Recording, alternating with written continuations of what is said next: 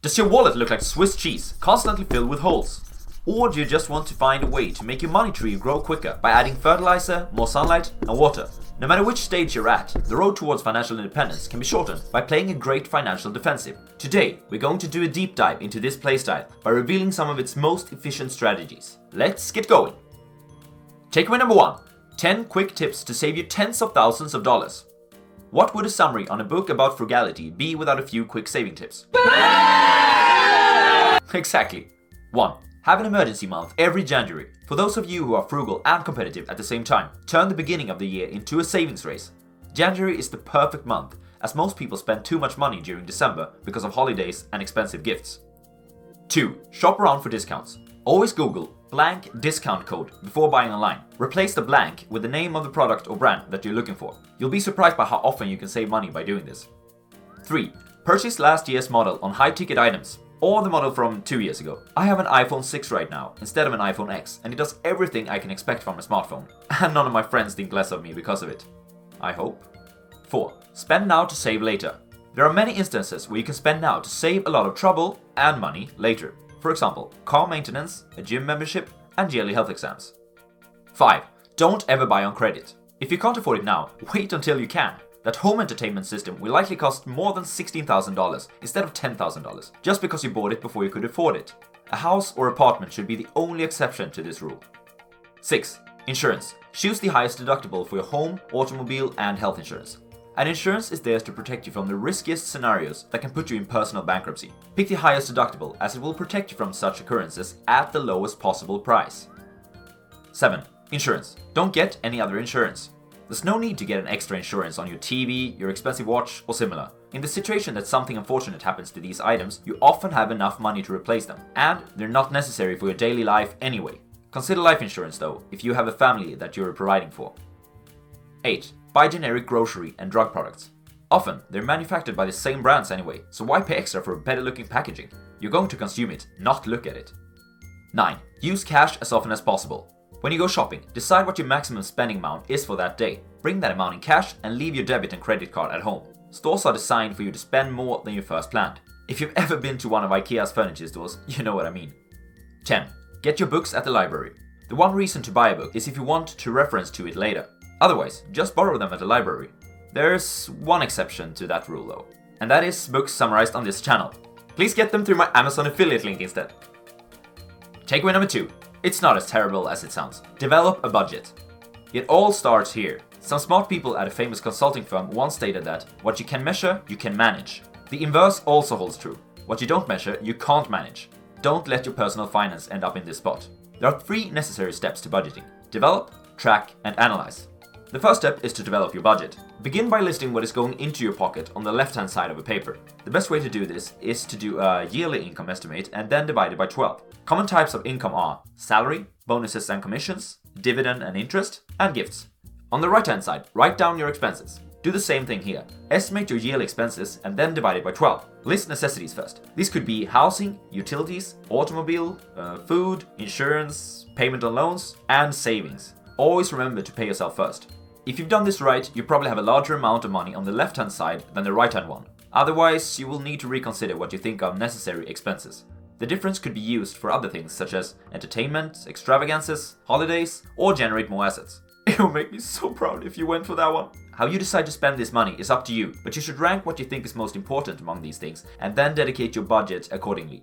Alright, time for step number 2, track. Your budget will never turn out the way you planned. In this second step, you should track your expenses for a month and in the long run, a year.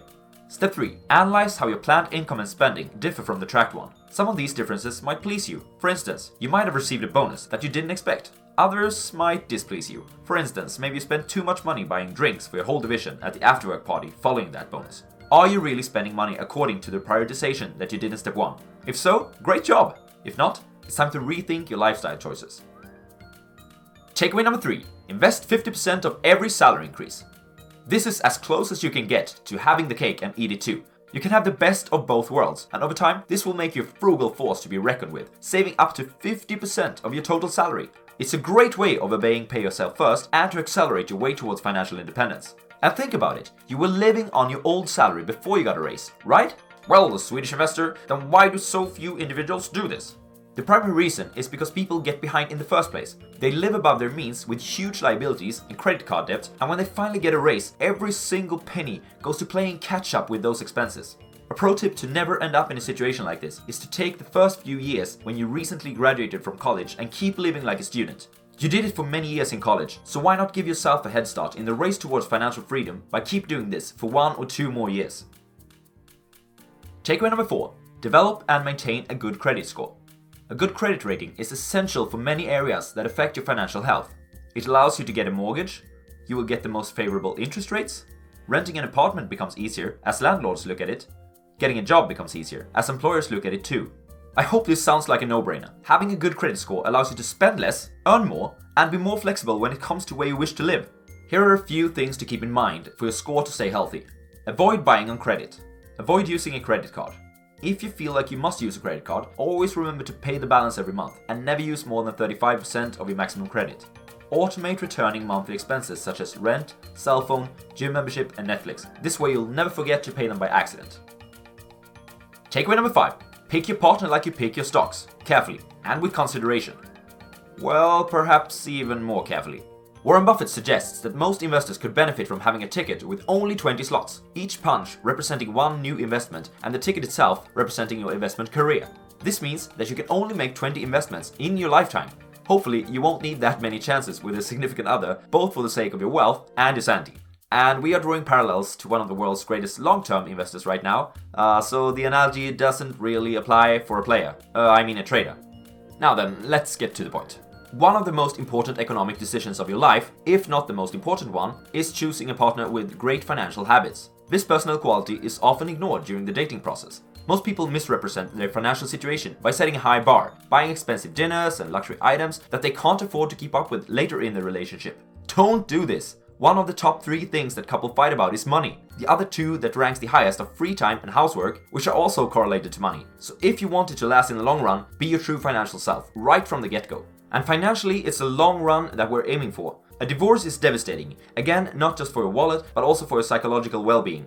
The best you can hope for during a separation is to split your wealth in half. That's similar numbers as the worst bear market in history produced for stock owners. Furthermore, in worst case, you lose almost everything due to legal fees, administrative costs, excess living costs, and child support. Obviously, don't overdo the dating thing. You don't have to take him or her to McDonald's on your first date while asking about their credit rating, how many credit cards they own, and tell the person about how you're now successfully spending $5 less every month by keeping your jacket on, heating off indoors. Quick recap. Takeaway number 1 is that there are lots of things that you can do to improve your economy. Among others, choosing the right insurance, have an emergency month, and spend now to save later. Number 2 is that you can't manage what you don't measure. Therefore, if you want to improve your financial health, keep a monthly budget. Takeaway number 3 is that you should invest 50% of every increased salary you get. Remember, you managed to survive before the increase, and you can get the best of 2 worlds by giving yourself an increased consumption limit and invest more at the same time. Second to last, takeaway number 4 explained the importance of keeping a good credit score. Finally, in takeaway number 5, we discussed the decision that will have the greatest impact on your financial well-being, your future husband or wife. Thanks for watching, guys! Remember to like and comment if there are books on investment, money management, or personal finance that you want me to summarize for you, so that you won't have to buy it yourself. You cheapskates! Cheers!